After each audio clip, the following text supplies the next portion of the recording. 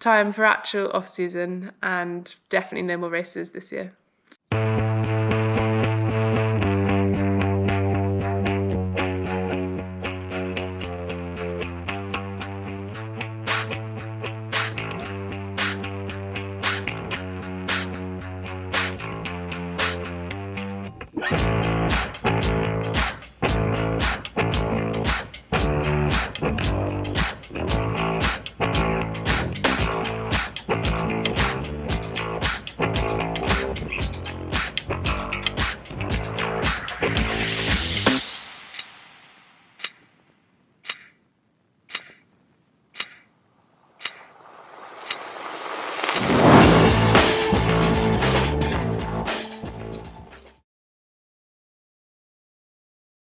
Off-season this time. Perfect start to off-season post South Africa up until Friday. But yeah, initially post-race, decided to stay out in South Africa for a few days to kind of make the most of being out there. I wanted to spend a bit more time with Natia, a few more days of sunshine and just be able to kind of properly chill out. Natia actually took me down to her family's farm down near Kruger National Park. So that was amazing, like absolutely beautiful place, like these little cabins all down near a river, an amazing spa. So I spent 3 days post Ironman really not doing very much at all.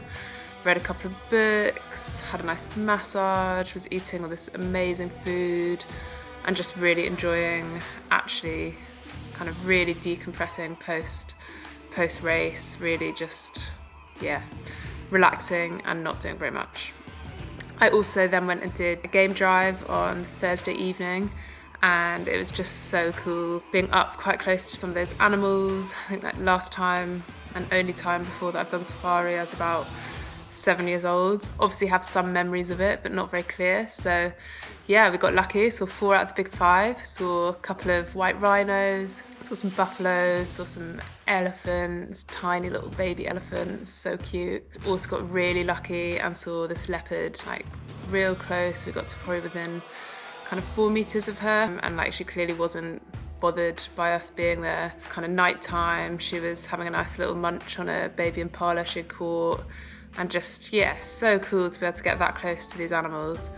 So that was a really good experience. Kind of got back, and I was then meant to have that final day on Friday, kind of driving back up to Johannesburg with Natia and then flying home Friday night. And that's where off-season got a little bit more stressful. Woke up Friday morning to missed calls, messages from a lot of people back here, like, have you seen the news? You need to get home now. And the news that my flight had been cancelled. So yeah, Friday morning was extremely stressful. I was trying to find any flights that I could.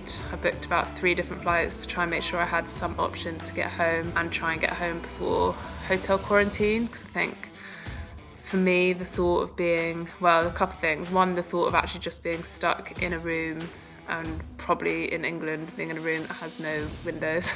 Really not sure I could face that. Plus, I also didn't have my work laptop with me. I can't really take more time off now, so the thought of then having to try and take another 10 days off wouldn't really work. Pretty desperate to try and get home and avoid that situation. A few different flights that I booked. Well, my initial route was meant to be a bit ridiculous. It was meant to be kind of Johannesburg to Cairo, Cairo to Geneva, Geneva to Brussels, Brussels home, because that was the only flight that I could find initially, because most of the other ones had sold out.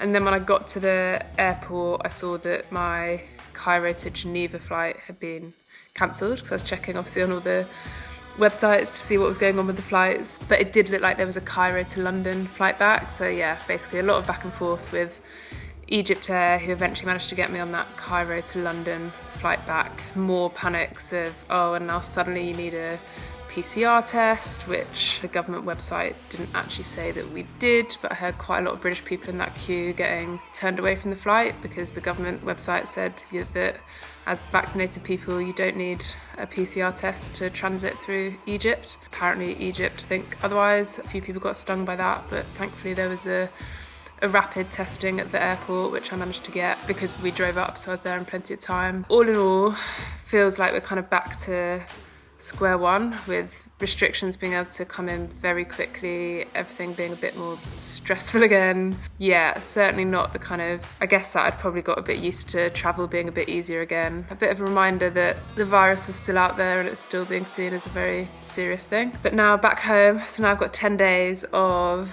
actually chilling out here. Obviously very lucky in that I've got all the facilities here to be able to do any bits of training that I want, which isn't going to be very much. I'm definitely going to keep my swimming up in the endless pool. Can't let that progress go, got to keep it going. I need to be able to move a little bit, so I'll probably mix up a bit of swim in the endless pool, probably a bit of turbo and a bit of treadmill running if I can face it. I'm not too fussed by the bike and the run over the next couple of weeks. Might even use this time to be better at all the yoga and mobility stuff. Time for actual off-season and definitely no more races this year.